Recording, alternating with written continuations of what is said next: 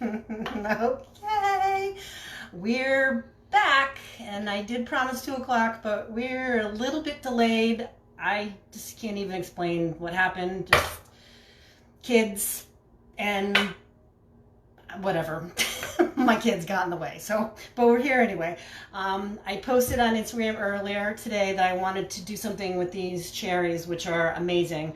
I wish I had more, and I might be going back to get more, because when I was researching stuff to do with cherries, I saw some really great things to do with it, so you might see some more cherry episodes coming your way.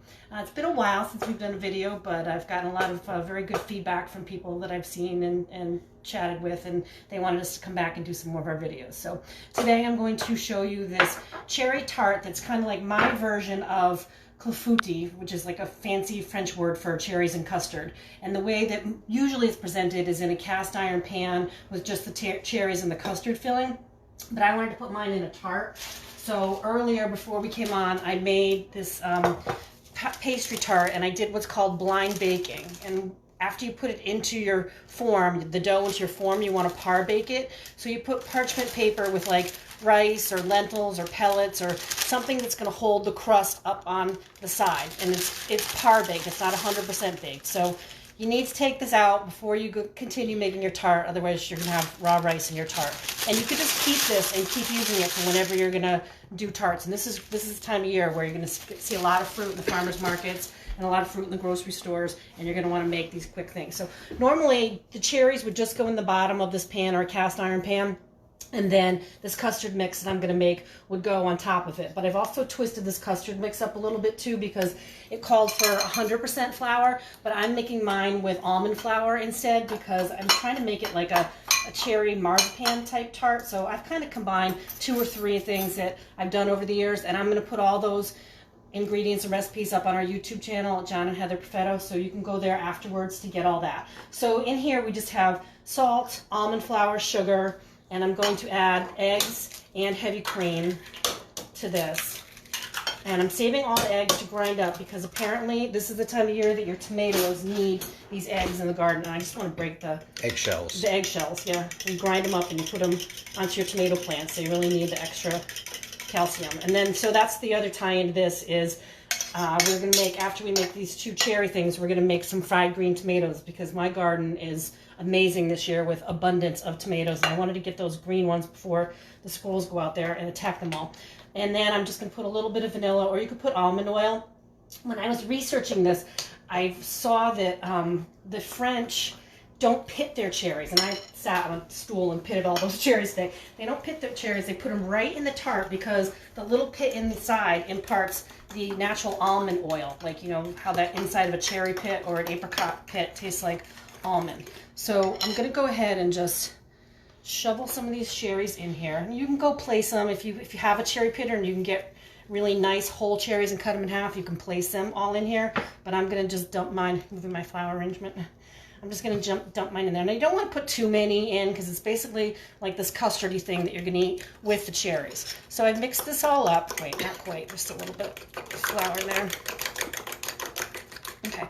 And I'm going to go ahead and pour it over this tart. And I'm going to bake it at 375. I'll let you know how long in the recipe that I'm going to put up on the YouTube channel following. So if you want to see what this looks like finished, you're going to have to check us out on YouTube later, because it's going to take a while to bake. Probably 40 minutes, and I might lower it after a bit. So, Perfetto's Rule 101, make sure your oven is empty before you turn it on.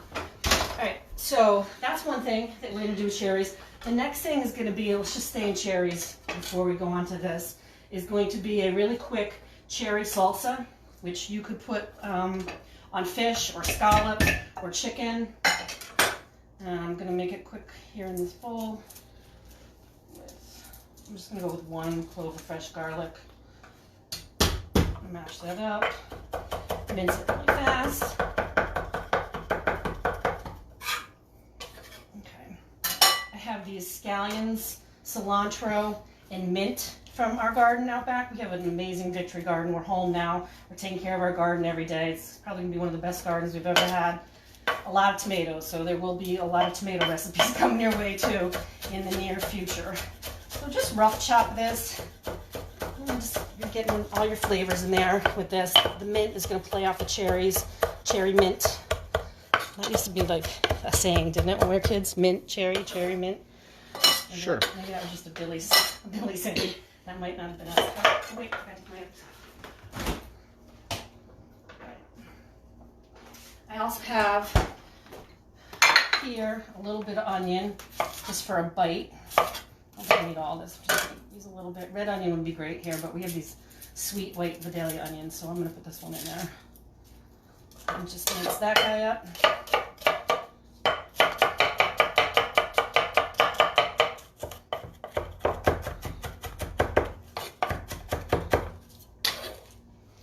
I want to put a little of this bell pepper for some crunch and sweetness. This is going to bring some more sweetness to the dish.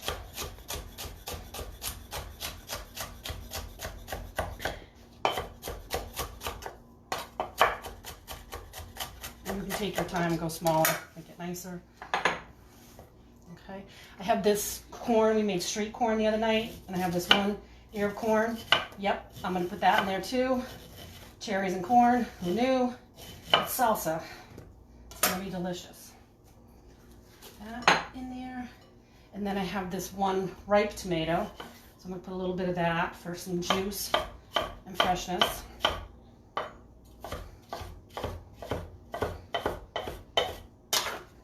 Okay. And then when we get to these green tomatoes, I'm probably not going to use this top part and this bottom part. So I'm going to cut them off now, and I'm going to put them in the salsa too. And they're going to give a very acidic play on the cherries. So waste not, want not. Use everything. If you don't use it in here, give it the chickens. Apparently chickens love green tomatoes, which I didn't know. I've had chickens for almost 15 years now, and I didn't know that about chickens. So dice these guys up nice and small. I also saw this green tomato sauce pizza. So that's a fun thing. And then with the fried green tomatoes, some things that you can do is you can make a BLT with it. My grandmother used to serve it with ketchup. That's how she called it, with an S, ketchup. She probably made her own ketchup too. And I saw somebody make a fried green tomato parmesan, where they just layered it like eggplant or chicken with the ricotta and the sauce. Green tomato sauce, green chili sauce. Yikes, caught my finger on that. Okay, so those guys are going in there. And then I want to get this jalapeno in there for spice. Never spicy enough. Never enough salsa. Okay, and then this beautiful batch of cherries is going to be our next salsa ingredient. What are we going to have this on, John? What do we have? Chicken? Cherry nachos? Cherry nachos. What I want to go back and get more cherries for is to make a cherry cordial, a cherry liqueur for Christmas morning. And it takes that long. It takes from August to December for it to macerate and cook in its own juices. All right, so salt and pepper has to go in here. We'll just pretend I did that because I didn't get my salt and pepper together. I'll mix this up so you can see how colorful and bright and delicious. You could put this on tuna steak. You could put this on chicken, flank steak, scallops, striped bass. I think it needs more cherries, but I'm saving those because I'm getting a juicer this week and I want to put those in my juice. So selfish. I know this needs salt and pepper because I don't have it out here and I didn't put it in, but yeah, it needs salt and pepper. And it needs to kind of like sit and all the moisture will draw out from everything, and that will be ready to go. Can you put it in a food processor or no? You could pulse it in a food processor. I mean, I wouldn't put it in too long. You're just going to end up with like a wet, messy juice. I got to wash this board before I go on.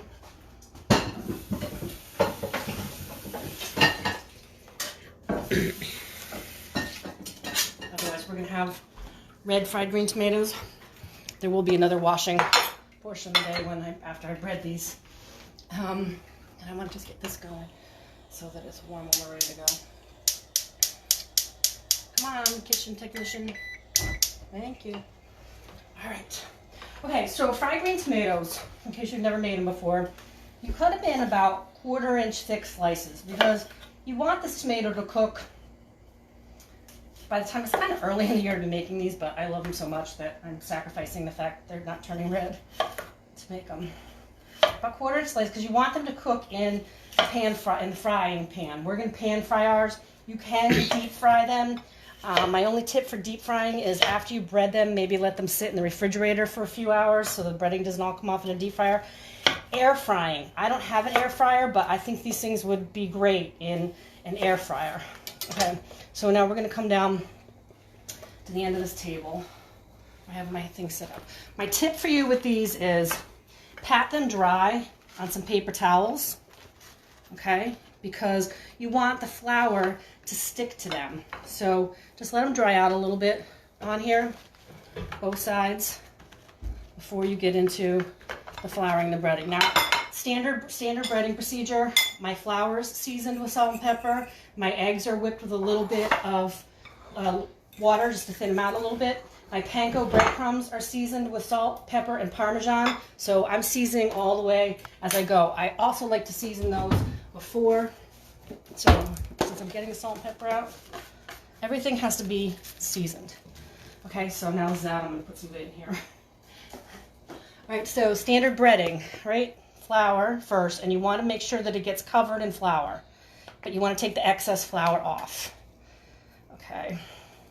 This is going to be a messy procedure, so there will be hand washing. Just pat them dry a little bit. You can see, not a ton, but you can see the paper towels turning a different color. Sometimes you have to do them twice too, so let's go. I'm not going to get all these into the thing, because... All right. So the key is you're not getting the egg on your hand at first. You're not supposed to. You're supposed to try and keep one hand dry. So that's why I'm using this fork. If I were doing this in a real production kitchen, I would probably get someone to help me, and they would do the dry part, and I would do the wet part. That's where my sister Kate came in a lot of times when we did breading. But we serve these on BLTs. We serve these on English muffins with poached eggs. And then you kind of press the crumbs into the flour and the egg mixture, so it coats it and it stays on it. And these are panko, and I also like to grind them up a little bit. Sometimes when you get panko breadcrumbs, they come really thick, so you could throw them in a Cuisinart a little bit and pulse them. You don't have to use panko. You could use regular breadcrumbs, seasoned breadcrumbs, 4C breadcrumbs, whatever that brand is. Yeah, there you go. Shake off the extra. It's quicker when someone else helps you do standard breading. Look at that cameraman, multi-talented. Yeah, it is really on camera.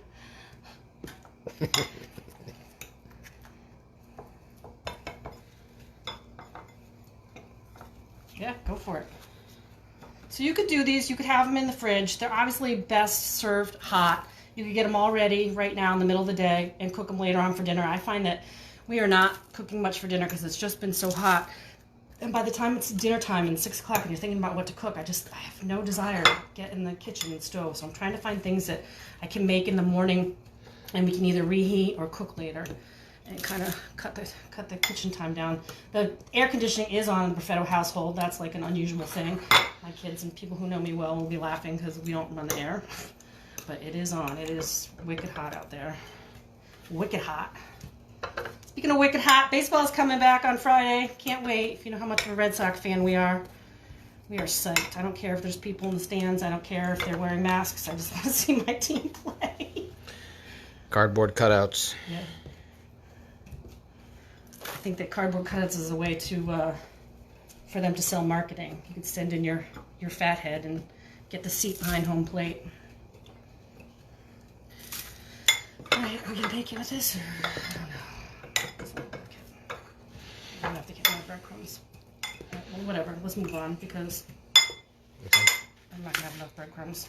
I'll go back to this. Okay, I'm gonna rinse my hand, but standard breading: flour, egg, panko with Parmesan. Always with Parmesan in my bowl. Okay, quick hand washing because it's important. I have this skillet. I'm gonna have to give us some air here.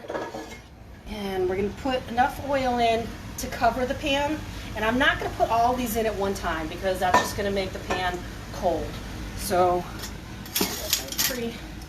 and this is one of those things when you fry, drop the food away from you. Don't drop it towards you, because then it's going to splash. So drop it away from you. Probably use tongs. I would do it with my fingers, but you should probably use tongs. Okay.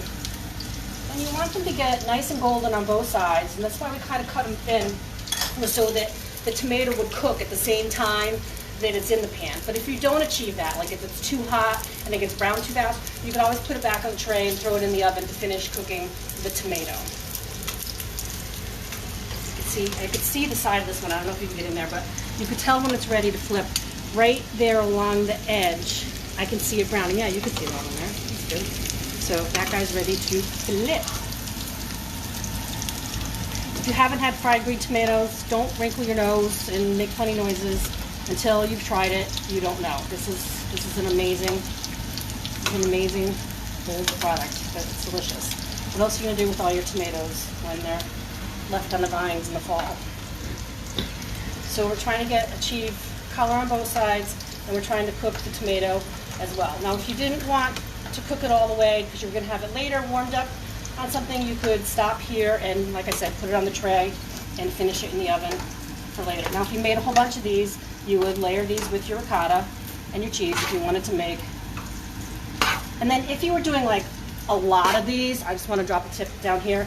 If you're doing a lot of these and you started to get like burnt bits of breading, anytime you're breading something, zucchini, I don't care what it is, zucchini, eggplant, chicken, when you start to get too many bits of breadcrumb in the oil and it starts to burn, you need to stop, dump it out, and start over again, because otherwise these little burned pieces are going to adhere to your cutlet or your zucchini or your eggplant, and it's going to taste horrible.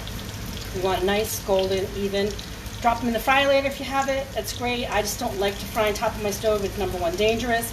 Number two, I can't regulate the temperature because I don't have a thermostat on it. Number three, it makes a mess all over my house.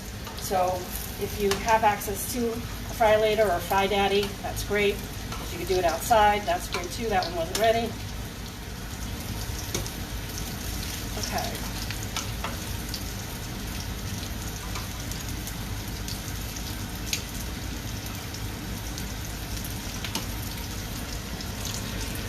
Smells good.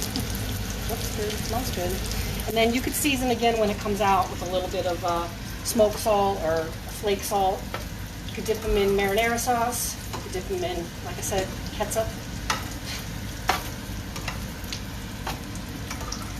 You could eat them on a salad with fresh mozzarella. We used to make a soft shell crab, fried soft shell crabs and bacon with tartar sauce in the restaurant for this. So see here, you can see what I was talking about though. Eventually you're going to get all these brown bits, and instead of just adding oil, it's time to stop, take that stuff out, and make a do-over. So that would be if you were making like a lot of them for a crowd or for a party or something like that. Okay, that's what I have for you today. Stuff to do with cherries. You're going to have to get the final picture of our cherry tart later on our YouTube channel. But I do want to mention the virtual Irish festival that's going on this week. It starts Tuesday, tomorrow night at 4. It's Tuesday through Saturday. There are classes in poetry, there are productions, play productions, there are classes in the alphabet, in history. Someone's doing brown bread making.